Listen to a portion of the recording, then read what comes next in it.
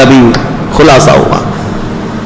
اب ان کے بعد حضور اکرم صلی اللہ تعالی علیہ وسلم کی تدفین کے بعد نماز جنازہ کے بارے میں بہت سارے لوگ پوچھتے ہیں حضور کی جنازے کی نماز کیسے ہوئی؟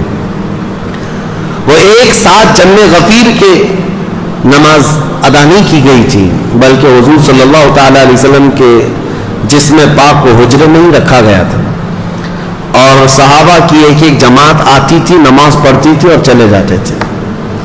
بلکہ یہ نماز جنازہ، اس نماز جنازہ کے بارے میں بھی صحابہ میں باتیں ہوئی کہ کون پڑھے گا، کون پڑھائے گا، کس طرح سے۔ اب اس میں پھر حضور کی ہی ایک روایت حدیث صحابہ نے سنائی کہ اللہ کے نبی نے فرمایا کہ تم سب کے سب میرے حجرے سے باہر چلے جانا۔ سب سے پہلے حضور صلی اللہ تعالی علیہ وسلم کے جسم اقدس کے پاس نماز جنازہ کے لیے کوئی اور نہیں، جبرائیل امین آئیں گے، سید الملائکہ حاضر ہوئے فرشتوں کی جماعت کے ساتھ۔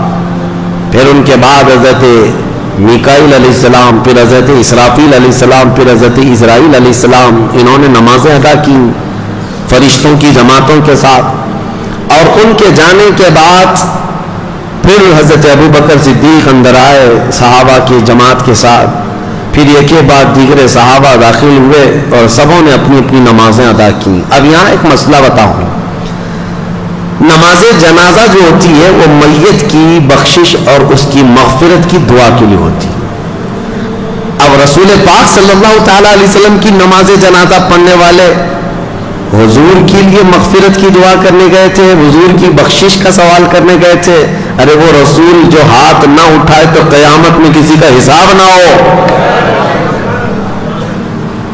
نماز جنازہ دو طریقے کی ہے، اسی لیے فرمایا گیا نماز جنازہ میں حاضر ہو جاؤ، تمہاری کثرت جو ہوگی، تمہاری جماعت ہوگی، تم اس کی مغفرت کی دعا کرو گے، اللہ میت کو معاف کر دے گا۔ ایک روایت، اور فرمایا اگر کوئی بہت نیک انسان کا انتقال ہوا تب بھی جنازہ پڑھو، اس لیے کہ جتنے شریک ہوں گے ان کے گناہ معاف ہو جائیں گے۔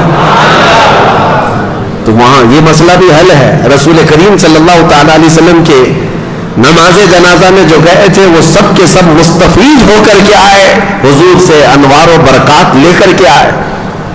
دفن کی بات، بدھ کے دن حضور صلی اللہ تعالی علیہ وسلم کی تدفین ہوئی، 2 دن کے بعد، پیر کے بعد سے لے کر کے بدھ کے دن تک نبی پاک صلی اللہ تعالی علیہ وسلم کے کثیر صحابہ تھے، نماز پڑھنے میں ہی یہ وقت